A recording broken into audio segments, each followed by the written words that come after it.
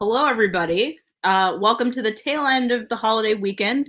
And we're in a rare instance of convergence where it is a holiday weekend for pretty much everybody at this point. It was Easter, it was Passover, we're still into Ramadan. And for those in Boston, it is Patriots Day tomorrow. So we're really doing all of the holidays. So nice to see you. My name is Amma Marfo. Welcome back to Pantry Raid. I hope you're coming back. If it's your first time here, welcome. We're going to talk snacks. This is a show that was inspired by me actually finding a way to like doing comedy from home because my fridge is there, my pantry is there, and I get to do the thing that I normally don't get to do to shows, which is bring snacks. So I brought some of my friends and very funny people to come on and talk about their favorite snacks. So you'll hear their comedy, and then we'll talk a little bit about some of their food opinions that they want to share with the world. Now, my snacks are boring this week because I am fighting an allergy surge, so it's all cough drops over here. So we were talking earlier about what company should sponsor us from a food perspective. I'm going for Vicks. I think it would be great. They do my favorite cough drops, but also, like most black and brown people, I grew up with Vicks all over the place, including illegal applications. You're not supposed to heat it. Our parents heated it, but it worked a world of good. It does what it needs to do, and I'm happy to espouse its benefits for that corporate coin. So Vicks or Vicks representatives, if you're listening, I am ready to take your money and happy to sing your praises. Yeah, it's a wild thing to be an allergy cougher right now because no one is forgiving of anybody coughing in this era for any reason. You get the dirtiest looks. It does make you the most powerful person on a plane, but like at what cost? So I don't know if I'm willing to have that power if it's just going to be people wishing that I would get off the plane. So I've been masking up more often anyway.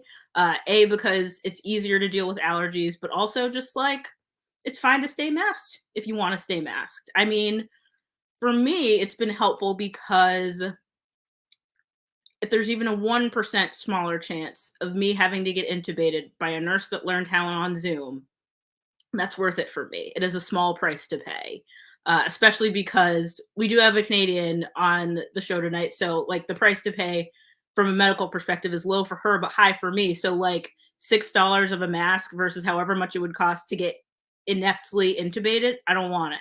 So, we'll keep that.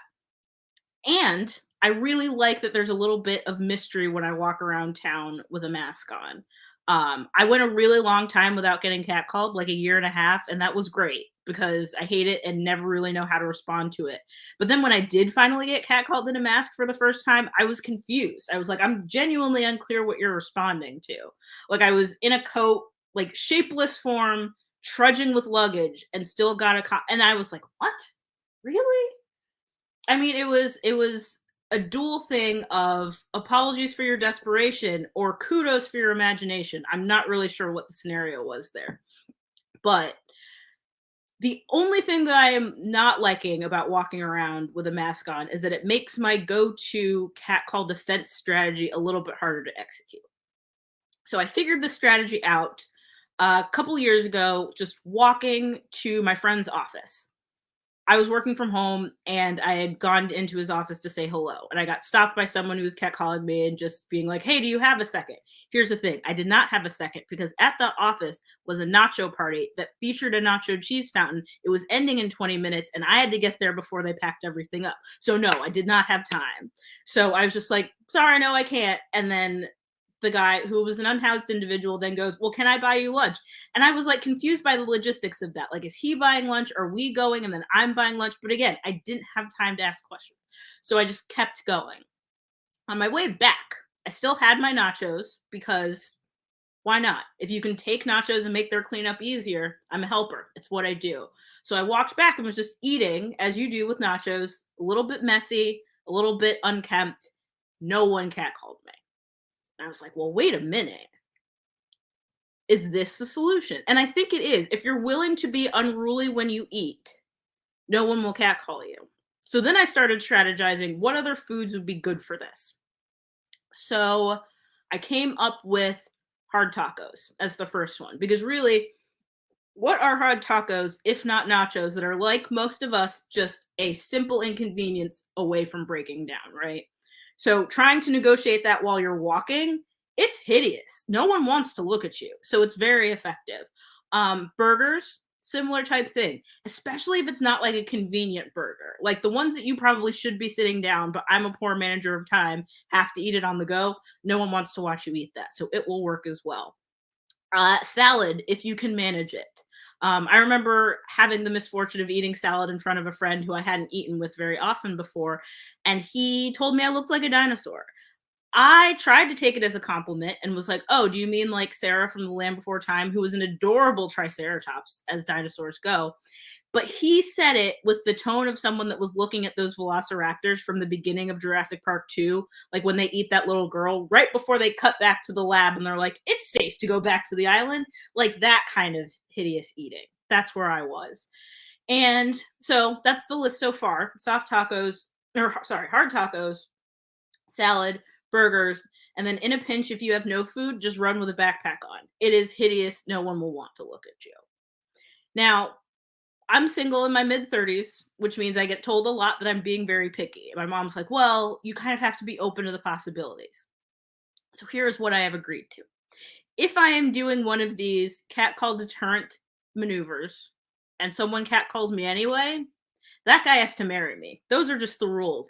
Because think about what we're saying here. He has seen past a horrifying exterior to my beautiful soul inside and has said, yes, I want it, and I'm willing to shout that into the void. Right? That's admirable, if anything. So, yeah, I mean, the next guy that cat calls me while I'm actively trying to avoid it by eating like an animal, you're stuck with me. Here we go. I hope you're ready. Because if you liked my eating Fritos out of a bag, just like shoveling, wait till you see my rotisserie chicken over the sink like a raccoon. You are going to love it. So that's where we are. But we've got more comedy to get to, more wonderful, funny people to see. So I'm going to bring up Julie. Hi, Julie. How are you? Hello, I'm good. How are you? Can't complain. Can't complain. Oh, Becca is also a fan of The Land Before Time. Fantastic. That's a Wonderful. fantastic movie. It is. Like, And a really good forever I will second love movie. Ducky. Ducky's the best. Oh, yeah. Ducky's the best. And a good sequel. Like Land Before Time is a very strong second film, which I feel like you don't Aren't get very aren't often. there like 7 sequels? There are so many sequels. I genuinely think somebody stopped counting. Like they stopped numbering them after a certain point. It's kind of like the Now That's Music 27. It's like at a certain point you're just like, it is what it is. Yep. It's like now that's what I call animated dinosaurs, wherever we are. Basically, yeah. All right. Well, I'm gonna let you get into it and then I'll come back and we'll talk snacks. All right. So I know what you're thinking, guys. Don't bother adjusting your screen. You're wondering why this supermodel is here doing comedy.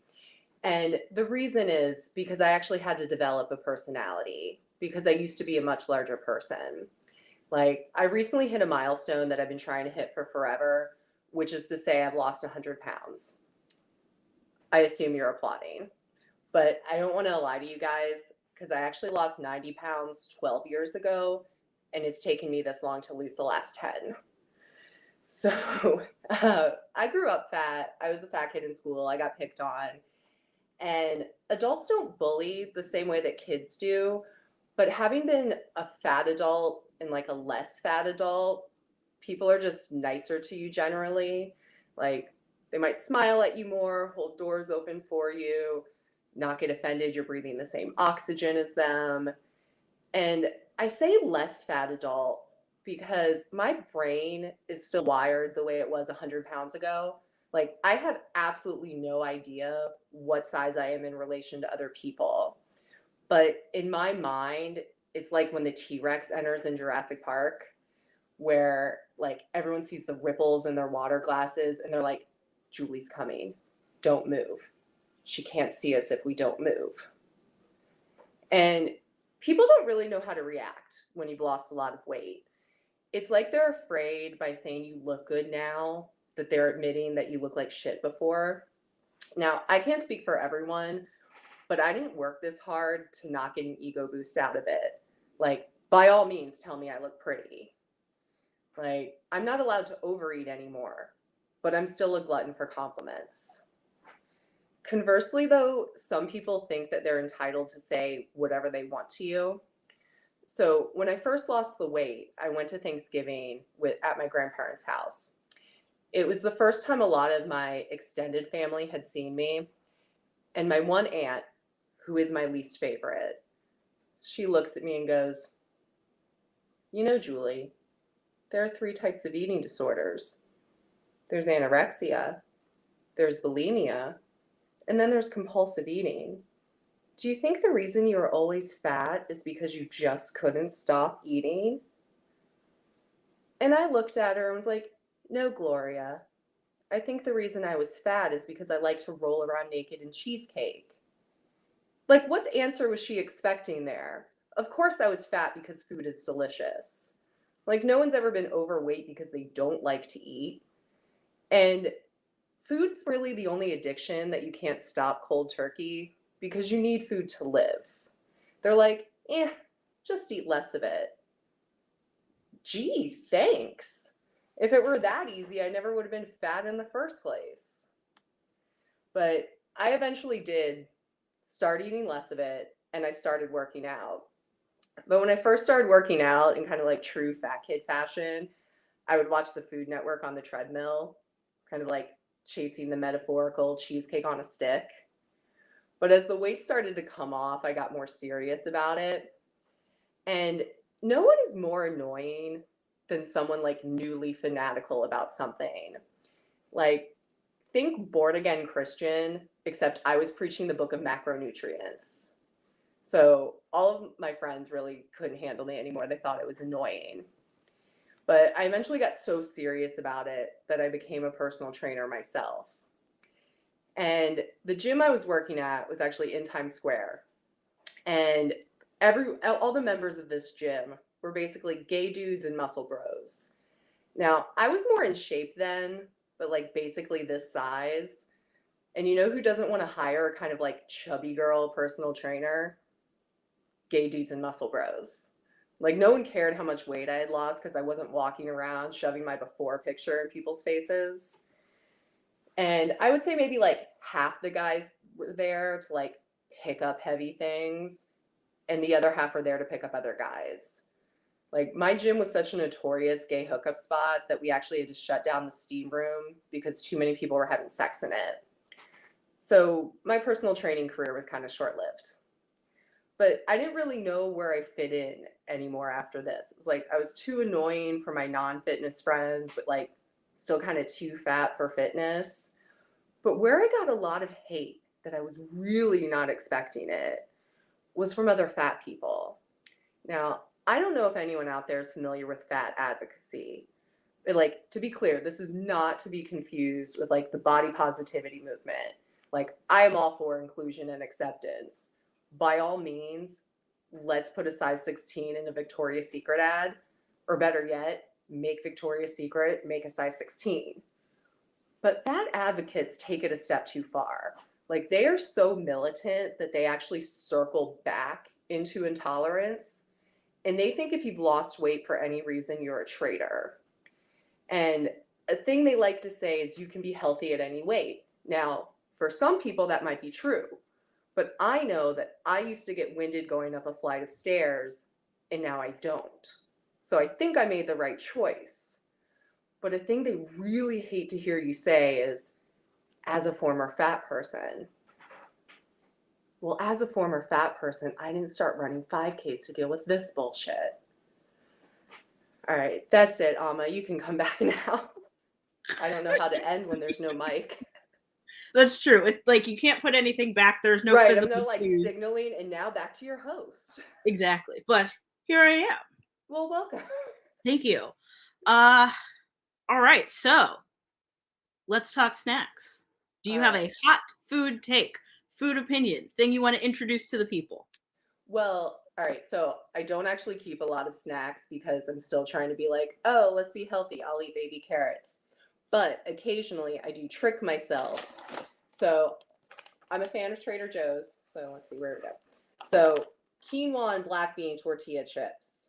It's got quinoa in it, therefore I think it's healthy.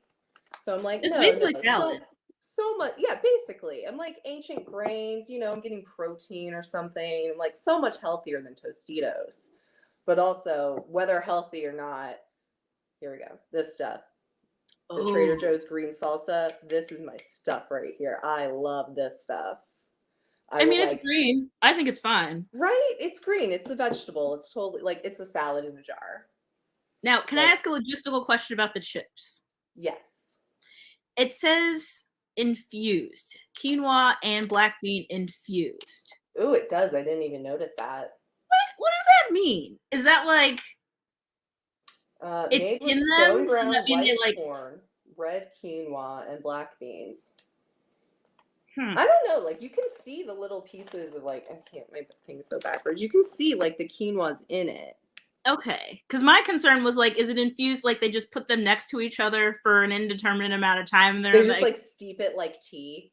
Yeah. The chips actually taste like black beans. Ooh. It's like I think they just mash up the beans with the masa and then just put cooked quinoa in the mix somehow. I assume. I don't know how chips are made. That's my guess. And we don't have like Unwrapped on the Food Network to teach us how anymore. We got to figure these things out for ourselves. But awful. Regardless of however the process is, they are very tasty. I recommend them. Okay. Now, before I let you go, Julie, where can the people find you if they would like to hear or see more? Next up on April 29th, I'm at Democracy. And where am I? And then in May 18th, I am at Capo. May 19th, I'm at a new show that is at the Knights of Columbus in Charlestown. May 19th, Laura Seversa's headlining. We've got a pretty big lineup on that show. But before you let me go, I did want to comment on your family and Vicks, because my mom was very obsessive with Neosporin. That was her, like, it's like the dad with Windex in My Big Fat Greek Wedding. That's how my mom was with Neosporin, no matter what. And it was also used in illegal ways. Like if you had pink eye or something, that stuff was going in your eye. Which they tell you don't, but they're like, parents loved you. Yeah, nope. Mom was like, don't care, come at me. Like it was just, okay. Yeah, so I identify. My mom also liked Vicks, but Neosporin, that was her jam. Yeah, see, every culture has their version. I don't know if this is like a universal thing, but I know I can speak for my mom. Big on the Neosporin. All right, I'll ask around. I'll report back. All right. Thanks for being here, Julie. Always nice to see you. All right, I'm going to keep the show going. Next up, we have a visit from our neighbor to the north, who is in the U.S. right now, but I'm counting it anyway. Kelly. How's it going? I'm good.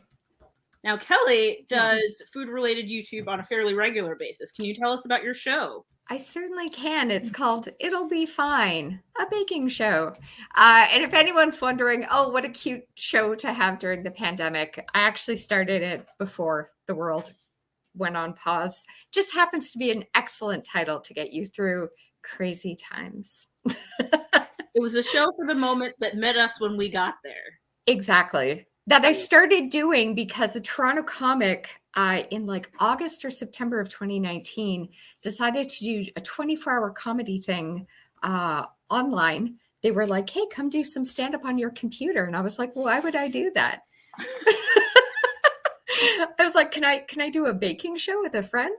And then a few months later, I was doing stand-up online and baking. So there you go. Joke's on me. So the joke was on us all, and one day we'll find the humor in it. Exactly.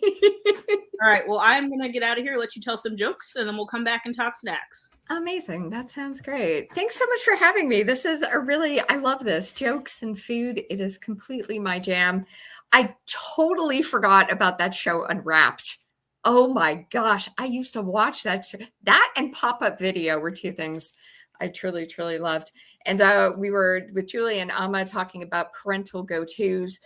In my house, in the Zemnickis household, our version of Neosporin and Vicks is vodka. Vodka. When you're Eastern European, booze is incredibly effective for so many things, you know. It truly is. Anyhow, friends, I am Kelly Zemnickis, and I don't know about you, I kind of feel like I've got the appearance of somebody whose safe word would be brunch. I feel like That would be my safe word. Yeah.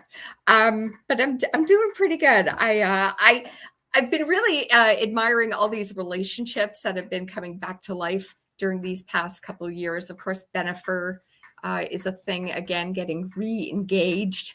And it got me thinking, like, what relationship would I go back into the vault and reignite? What would I love to reconnect with?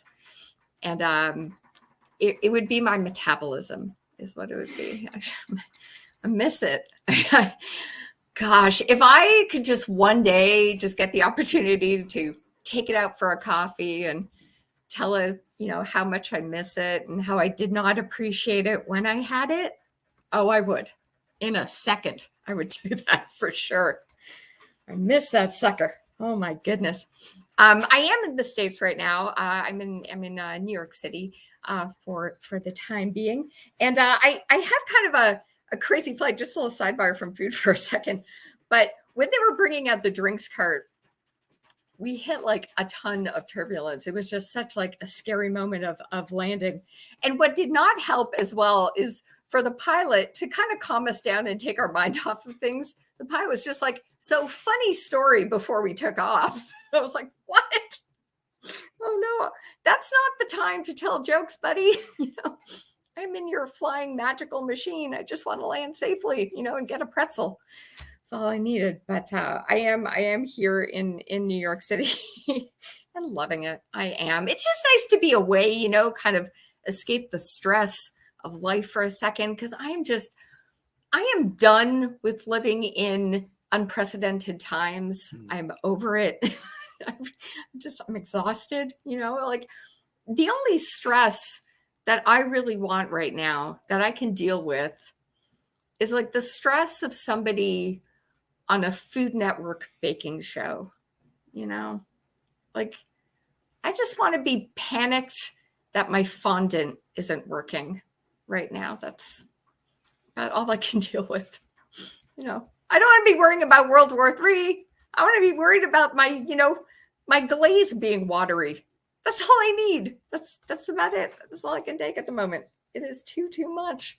I certainly am a foodie, but I'm an OG foodie, I have to say, because back when, oh gosh, I was in like 5th grade, I was bringing homemade apple pies, peach cobblers to parties, because that, friends, that's what the boys are really wanting when they're 10,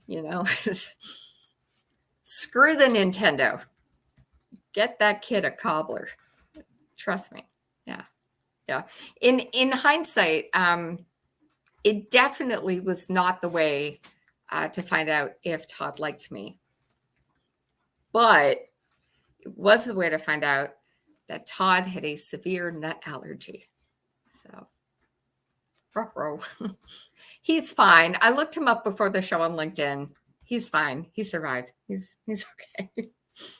He is okay. But yeah, I got invited to a lot of parties as a kid, which was great for my ego, quite frankly. But when I think about it, I think the moms and dads were just encouraging their kids to invite me because I was basically catering for free. That's what I was doing. It's doing a service to a lot of parents in Toronto in the 80s. I mentioned that, and of course I have talked about being Canadian. I think when a lot of my friends, especially my American friends, hear that I'm Canadian, they get a little shine, a little glint in the eye, because of course I come with the shiny apple that is universal healthcare. It's a very tempting fruit. But I will tell you, as grateful as I am for it, you certainly get what you don't pay for when things are free. It's the wait times are insane. Oh my gosh. Your doctor could say, oh, we need to treat this urgently. This is an urgent matter. Can you come back in 7 months? Which always leaves me wondering, what definition of urgent are these doctors being taught in Canada? I think it's different than here, Of course, in the States, you know the universal healthcare symbol, the snake wrapped around the staff. Fun fact: in Canada, it is a doctor with his fingers crossed. Yeah, here's hoping we figure out what's wrong, and you're still here when we do. It's great. It is great. Oh man, I had some cereal this morning. I'm not a big cereal person, but I find when I'm in like places I don't live, I dip into things I don't usually grab, like chips and cereal. And I noticed on the Cheerios box, there's iced tea wrapper, iced tea on the back of the Cheerios box. It kind of blew my mind for a second because, like, the iced tea that I remember as a kid, was singing like Cop Killer, like he was dense, and now iced tea is killing cholesterol. It's weird. What is happening to us as we get older? I don't know, man. I don't know. But I'm in a relationship and quite happy. I'm in a long distance relationship, which I will tell you does have one great benefit. It really does. Because every time I cross the border, and the customs officer, says, "Do you have anything to declare, ma'am?" I just get to proudly tell him that I have had sex. Yay. Yeah, I get to do it again in a few days. It's going to be fun. Anyways, I've been Kelly Zemnickis. Thanks so much, friends. Oh, man. That was always a joy. And now you get to yell that declaration. Well, I don't know if he's there with you, but did you get to make that declaration with him in the house? Sing right across from me. Fantastic. Thank you for being at the show. We have audience right here. Amazing. So you reminded me of something that I hadn't thought about in a very long time. So my senior year of college at the University of Rhode Island, I ended up with, through some weird quirk of our dining plans, thousands of extra points my last semester that like had to get spent or my parents wouldn't get their money back. Right. And they were switching over dining plans. So it was going to be a different plan the following year, but they were still selling the plan that I had. So there was like a loophole like 4 miles wide where you could get anything you wanted for those points and they technically couldn't tell you no. Like I could have bought a table from the dining hall if I wanted. I love that. But what I chose to do with it was go to the campus bake shop and get unrelated custom sheet cakes to take to party. So instead of like a case of beer, I would like go to, I don't know, just like a random theme party and be like, flip through the book like you would for a kid's birthday party and be like, I want the crocodile hunter. Oh man. And then just show up at a Rager around the time people wanted food. It's like, hey, I brought a cake. Yeah. And I did it like 5 times. And that's the best. It's kind of weird, like when you're 10 to be doing that, But... Yeah, so like just a 20-year-old showing up with a sheet cake, and I hadn't thought about doing that in years. So thank you for bringing that memory back around. My pleasure. I got my little food thing I want to talk about quickly. Yes, let's do it. I just want to. I brought these for my fella, but the real Smarties in America. You call Smarties what I know as Rockets. Yep. They're a powdery, delicious candy. But friends, these are the legit Smarties. And I get my back up when people talk about Smarties here. And I'm like, it's like they don't even know. Yeah. So I just want to say, yes, I see Steph in the chat here is asking for info. Think M&M, just like a chocolate M&M. If you're a Canadian, you know the commercial. When you eat your Smarties, do you eat the red ones last? Do you suck them very slowly or crunch them very fast? I could sing the whole thing. I don't know if there's copyright on it, but yeah, I don't know if we'll get shut down for that. But yes, they in Canada those are M&M. And actually, correct. I'm going to grab something from my freezer real quick because you just do it. Yeah. For anyone watching who's confused, Nestle makes them. Try to find them online if you can't find these in America at some funky little store, but they're chocolate and they're better. I love me a Rocket. I do enjoy a Rocket, but they're not Smarties. Yeah, it's a very different experience. So like both are good, but they're very different. So yeah, Americans, Trader Joe's, the bite-sized candy-coated milk chocolate candies, this is essentially a Smartie. And it's like down to the same colors, in fact, which I just remembered as you pulled it up. I was like, you know what? Have some. Or our version. Yeah, that's Smarties. I'm so glad you brought that up. I haven't had those in ages. So I'm a Canadian that grew up in the US, but my middle school boyfriend was also Canadian. So his family would come back with those Smarties. Yeah. And that was like the thing. Because like only we had them. It was like a very all the cuteness of a middle school relationship, but with exclusive candy. It was fantastic. I don't know if our friends can see that. I think this is a private chat going on. I think I've blown a few comics' minds right now with bringing that up. Just sorry. But that's why we do this, to make you think. Kelly, I'm so glad that you were here. I'm so grateful. This was awesome. Steph, do we need a group discussion after? Yes, we'll have a support group for those whose minds have been blown. That's the after party. But for now, Kelly, thank you so much for being here. Oh, thank you. This is great. Kristin said in our chat, and I will echo, congratulations on the sex. Proud of you both, and I will hopefully see you soon. Indeed. Thanks so much. All right. I'm just going to bring us right into Kristin, who I inadvertently introduced by bringing up a very necessary point in the comments. Kristin, how are you? Good, thank you. How are you? I'm doing well. Is everybody okay after that mind blow? Because I needed to text my therapist. I think I need to process some of this immediately. Yeah, it's a big thing. I did not know that we were going to be dropping these kinds of bombs today, so I was unprepared, but we're all going to be okay. Thank you. Candy-coated bombs, really the best kind to drop, I think. True, 100%. All right, so I met Kristin doing a couple shows in New York. She since had me on a show in New Jersey, although you weren't there, but we had a good time. It was a good show. Thank God I wasn't there. I would ruin the whole thing. I don't but it's always a pleasure to see her. So let me get out of the way so she can tell you some jokes, and then I will come back and we will talk snacks. All right. Hi, everybody. My name is Kristin. I've been trying to learn some things, and I learned just the other day that Shakespeare actually wrote King Lear while he was quarantined. And that made me feel like a real big piece of shit, right? The only thing I wrote during quarantine were lies in my food journal, So that is rough. I did what most comics did during quarantine. I started a podcast.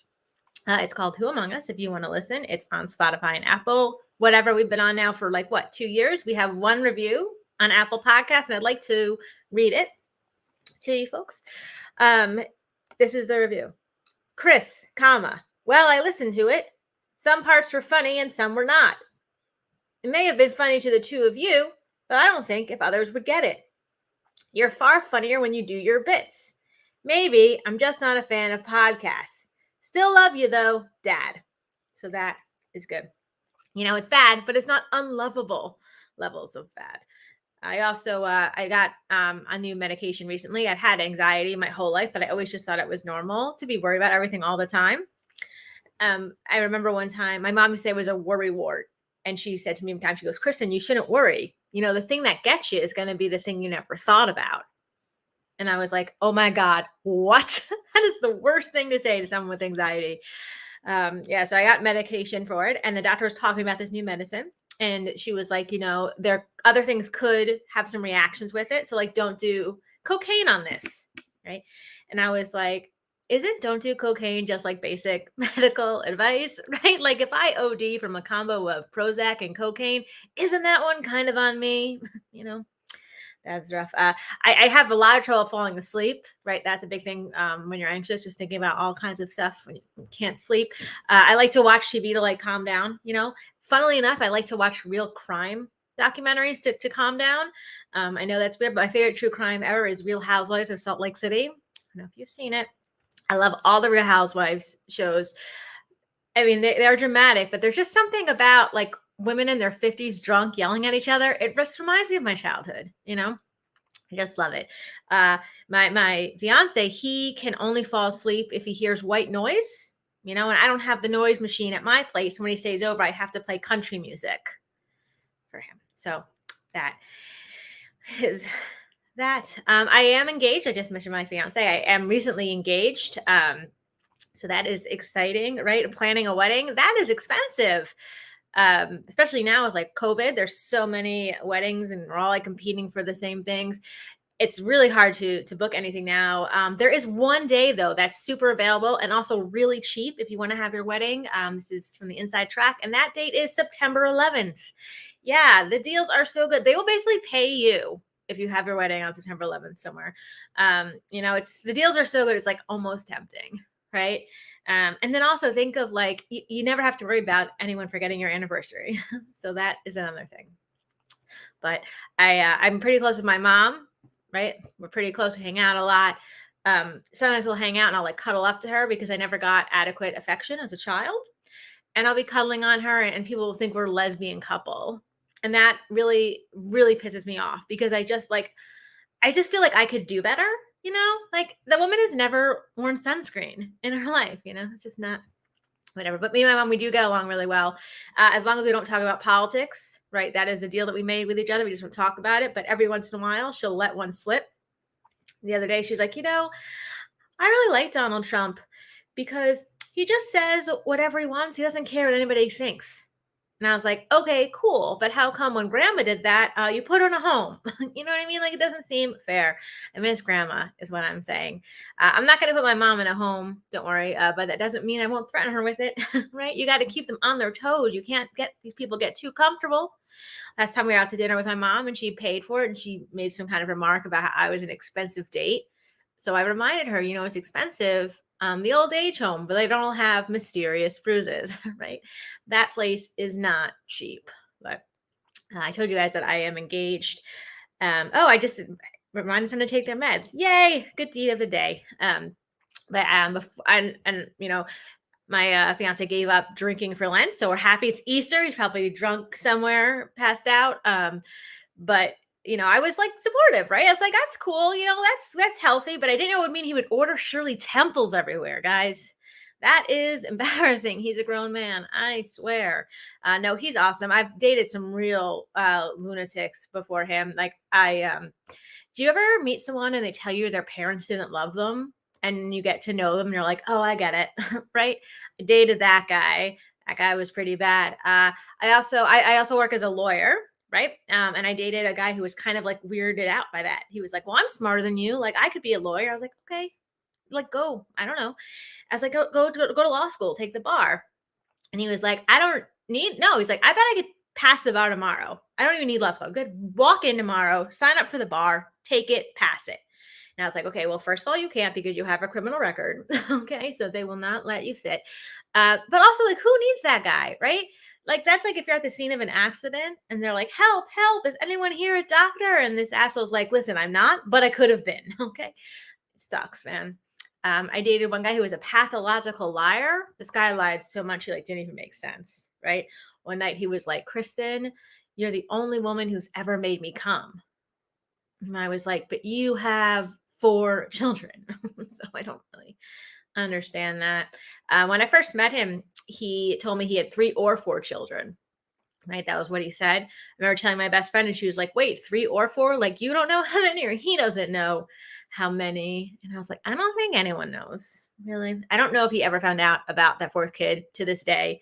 But I do know because I let him move in with me at a time that he knows everything in the world about squatters' rights. So, he's got the important stuff down. He's going to be fine. That guy got married recently. I saw pictures of it on Facebook. Right. And, like, I don't want to be with him. He's the worst. But I was like, man, I can't believe this guy's married and I'm alone. Like, that's not fair. I was looking through the pictures and complaining about it with my friend, and she's like, Kristin, is this what you wanted, though? You want to marry some guy in a Seattle Seahawks jersey in a backyard? And I was like, Lauren, you're not paying attention. Look, that is their front yard. That guy is trash, is what I'm saying. So I told you guys about my mom. I'll tell you guys a little bit about my sister. I have a sister. She told me that she only eats free-range chicken, right? And I asked her why. Is it like less carbs? Is it like healthier? Whatever. And she's like, no, it's more humane to the chicken, which I don't think makes any sense. Why is it kinder to kill and eat the chicken who has a pretty chill life on a farm? Isn't it actually more humane to kill and eat the chicken? It's like, listen, I live in a cage. They keep pumping me full of hormones. My dad will not get off of me. I wish that I were dead. right? That's who I want in my McNugget. And I think I'm a better person for it. Okay, my name's Kristin. Thank you for listening. Well done, Kristin. Thank you so Thank much you. for being here. Let me first say, I found Matt. He's here. I asked him if he had a Shirley Temple. He said no. But so wherever he is given that up. It's Easter, so we can drink now. There you go. Yeah. But yes, you reminded me of when I started anti-anxiety meds because I had been we're 2 years into the pandemic and I was awake for the first year and a half of it. Yep. And then I got to go to Iceland and was in hot springs for like 3 days and was like, this is incredible. And that That's awesome. my shoulders left the bottoms of my ears for like the first time in ages. I came back and went to the doctor and was like, I would love that feeling. And they're like, the best we can do is Lexapro. And now, so Team Anxiety just remembered to take mine because everyone else in the chat, as is not uncommon, frankly, with A group of women or B a group of women comedians. One person said Team Anxiety, another person said me too. And I was like, did I take my medicine today? So you're in good company is what I'm saying. Yeah. No, that's good. I think if there was if we were comedy was ever going to have like a civil war, it would be like anxiety versus depression. Oh my gosh, yes. Like that's the Avengers Civil War I wanted. Yeah, exactly. Just well scored, lots of action sequences. The banter's real good, better than in the Marvel movies, but that's something to see. Yeah. All right, so can I talk about my snack? Please do. Okay, this will cure all of your anxiety. This is if I don't know if you can notice, this bag is empty because I've had it here with me this whole show and I've emptied it because whatever. But these are Trader Joe's. I'm trying to make it so you guys can see it. Yeah. They're chocolate covered peanut butter pretzels. So they've combined. We all know chocolate pretzels, right? We all know peanut butter pretzels. Now they've had a baby, and it's these, and they're so good. And I'm counting calories because I hate my life. And 4 pretzels is only 160 calories, which is not bad. It's not bad. And there's like 3 left, but they're like, they're not that small. I don't know, but it's delightful. I highly recommend. So this is by chance really turning into a case for this show to be sponsored by Trader Joe's. And Trader Joe's, I will take your money as well. Big fan of your work. Big fan of your work. But yeah, we are just time and again just showing up with their fantastic snack collection. But those sound amazing. They're good. Mm-hmm. Excellent. All right. Well, where can the people find you if they want to see more? I post all my shows and stuff on Instagram. So if you want to follow me on Instagram at Kristin Seltman, that'd be cool. And yeah. And listen to my podcast. I have 2 podcasts. I have Who Among Us and We Don't Speak French, which is a podcast with a comic, Emily Page, and I talk about Emily in podcast series. So if you're bored, listen to them all. I love it. And let's get her another review because while the one from her dad is great, I'm sure other people's takes would be great. So let's listen. Please. Let's give her more reviews. And who knows, maybe it'll be material. Hard to say. All right. Well, thank you so much. Good to see you. My pleasure. Always nice to see you. All right. We are bringing the show home with one of my favorites, my co-host for the Rough Draft Mike in Somerville, Massachusetts, Steph D. Hey, girl. Oh, am I muted? You'd think I'd have figured it out by now. Hello. How are things? Things are good. I've been really enjoying all the food takes today. My mind too was blown by the Smarties versus Smarties thing. M&Ms are Smarties. Smarties are rockets. Is Mercury in retrograde? Everything I thought I knew was wrong. Yeah, we are in a whole new world right now. Whole new world. What a delicious one. With snacks largely furnished by Trader Joe's. So it would appear. Exactly. I too would be okay if Trader Joe's sponsored this episode of Pantry Raid. All right. I'll look into it. All right. Let me get out of here. Let you tell your jokes and I'll come back and we'll talk snacks. Alrighty. Well, I'm so excited to be here, Amma. Thank you for having me. So I'm mixed race. I'm Vietnamese and Jewish. The thing is, I don't look Vietnamese or Jewish. I just look like a before photo of a Kardashian. I did people are always telling me oh my God, Vietnamese and Jewish, that's so exotic. And I'm like, it's not. I did 23andMe just for shits. Turns out I'm just part anxiety and part irritable bowel syndrome. 100% cannot process dairy. It's a doozy for my Jewish friends too, because they're like, "Oh my God, you're mixed race. You're like half Jewish," and I'm like, "Nah, man, I'm fully Jewish." Like, I had a bat mitzvah and several neurological disorders. What else do I have to do to prove it? I actually grew up very Jewish. I grew up keeping kosher. I don't know if anyone out there, if you guys don't know what the kosher laws are, it's basically just like a list of all the shit that we as Jews cannot eat. Like the entirety of Jewish cuisine has just been reduced to like salt, brisket, and chicken fat. It's like, picture like a really trendy Gwyneth Paltrow diet, but like instead of getting skinny, you get hypertension. I do think that we as Jews got one thing right. We don't eat shellfish. And like, I think that's correct. Shellfish is weird. I'm from Boston. I know that's a controversial thing to say. That's why I'm telling this joke online. But I'm sorry, shellfish are weird. Okay. Like, what is a scallop? It's just a briny sea marshmallow, you know? Just like dip some jet puffed in some salt water. It'll taste the same. And like oysters, I don't understand. Okay. Like, I don't know. Like, first of all, when did we as a society decide that oysters are an aphrodisiac? Like, I'm not here to kink shame, but who's like, yes, you know what's going to do it for me? Like a slimy digestive system that tastes like a booger. Like, no. And then people are always telling me, like, no, like, you just haven't had oysters the right way. Like, you have to add hot sauce to them. Like, yes, because I've always wanted to add a little kick to my botulism. Like, oysters are just salmonella cosplaying as an hors d'oeuvre, okay? The only shellfish that I can really get behind is lobster. Like, I don't think lobster tastes good. It tastes like boiled flip-flop, okay? But like, lobsters are inspirational. They work so hard to reinvent themselves. Like, I don't know if you guys knew this, but we used to feed lobster to prisoners. And now we're like, this is fancy. Like, and lobster tails, like, that's just a butt. Like, a sea cockroach used to poop out of there. Like, we just ripped the asshole off of a sea cockroach and we're like, yeah, we could serve this next to steak. Like, lobsters make all of their money off of their butts now. Like, that's a Kardashian level rebrand, okay? Like, I want that for myself. Like, not the butt thing, but like, I want a rebrand, you know?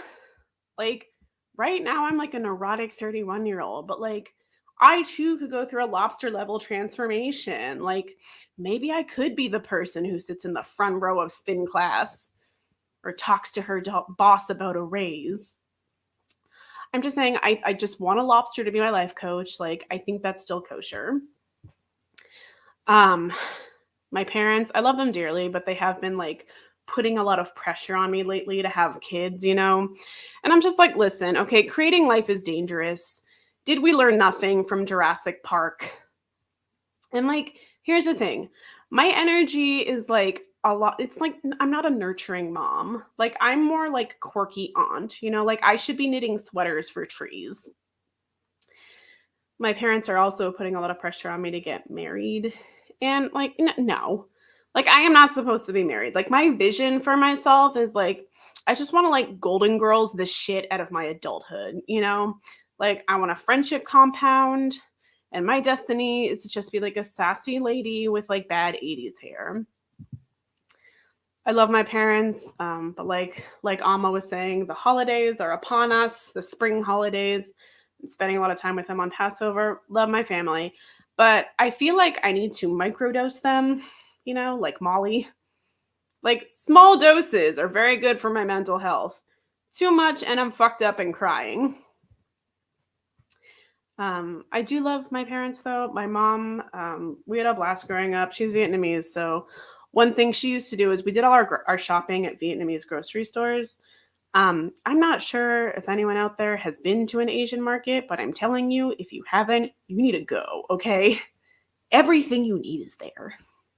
Shrimp chips, knockoff Gucci wallets, all in a space the size of a janitor's closet. Yesterday, I got lost walking through like aisles of fish sauce and rice cookers. I ended up getting my taxes done. Like, where else are you going to find that? Okay, not a Whole Foods. Like Whole Foods is barely a grocery store anymore, you know? It's just a spiritual retreat. You like walk in and they make you a kale smoothie and lead you in an ayahuasca ritual. And then there's some white chick with tribal tattoos named Friendship. She just cleanses your aura with sage. Like, you're never gonna find that at a Vietnamese market, okay? Like, no hippie witch. Just a bunch of old ladies who will stab you over the last good mango. Like, that's a real grocery store. Okay, you pay with your life. That's how they keep the prices so low. The only place that I think can compare to a Vietnamese grocery store is a Jewish deli. Everything you need is at a Jewish deli as long as it involves like smoked fish and sodium. Like, you should start developing hypertension from the amount of salt in the air when you walk in. And like, people in Jewish delis have a sense of urgency that could like solve world wars. Like, you walk in, you order, you may or may not make eye contact. You leave. It's just like pastrami Reuben, rye, no sauerkraut. There's no time for things like grammar or verbs. Like, if you don't have your order ready, a grandma will fight you for the last pound of white fish. And like, people are always like, oh my God, like Jews and Asians, like Jews and Vietnamese people, like, what's the secret? Why do you guys get along so well? And like, this is the secret, okay? Our love for salty food and stressful shopping experiences. Anyway, I think that's enough hot food opinions from me. I'm Steph Dalwin, and thanks so much for having me, Amma. Oh, my pleasure. Always lovely to see you. You too. So first, let me ask, this is years down the road, but can I put in a reservation for a spot on the compound? Oh my God, yes, please. Okay, because I'm real into Golden Girlsing, and I'm the Dorothy of most places I go. So I'm excited to make that official. Yes. It'll be great. I like aspire to be the Dorothy of most places I go. I'm probably a Rose with like a Sophia rising, you know? That's beautiful. That's beautiful. I love it. Thank you. Thank you. We just need a Blanche and then we're good. We'll find a Blanche. I think so. We've got time. Our parents aren't acting as though we have time. We have so much time. It's fine. That's very true. My parents are acting like it's tomorrow. No. The ovaries are going to be little raisins. No, it's okay. Science has come a long way. Yeah. We're going to be great. So you did share a great number of food takes. Do you have any remaining that you would like to share with your Okay, so I'm going to get a little controversial again because I know we've had a lot of like Trader Joe's content on today. Okay. I'm going to go Costco. Okay. I do not have any with me today, but I am a big fan of the Costco croissants. Like, you can get like 12 in a pack for $3 and like they're so good toasted with butter. Like, yes, I know, like the last thing a croissant needs, it's like 90% butter, but like adding more butter, it just works. And I love a good croissant. Like I actually live down the street from like a James Beard award-winning bakery who makes like amazing croissants, but I don't know. There's something about my 50-cent Costco croissants. I love them. They're doing something real special. I'm not sure exactly what it is, but it's unique. Yes. So maybe not the best, but like different. Yeah, I fully admit that they're trash. Like they're not good. But, but I don't know. Like now every time I go to my mom's house, like she'll like make me my favorite noodle soup, like Vietnamese soup, but then like also have a package of Costco croissants waiting for me. That's love. That's love right there. Yeah. Fantastic. Also, I'm seeing in the comments we have, I don't know if Becca is the Blanche, but she would also like a spot on the compound. So Becca, you are welcome to the compound. We are now accepting applications to the friendship compound. Yes. Fantastic. Thank you all for being friends. Oh, thank you for being a friend. Hey, no problem. Yeah. All right. I will see you soon. Maybe later to give you a SCOBY. We'll talk about it at the after party. Absolutely. Always a pleasure. Always a pleasure to see you too. Thank you, Amma. So that is our show. I'm not sure when the next one's going to be. Much like season 1, we had a cliffhanger as we kind of decided if there was a need for more indoor shows. So if we decide we need more, if it would be safer, I will come back with my friends to do more shows like this, talk about snacks, and joke around to get you into the week. So that is all for now. Enjoy the rest of your evening. Fight off those Sunday scaries. And yeah, just keep eating snacks. The world is better with them. And I want everybody to be happy. So have a lovely night and take care.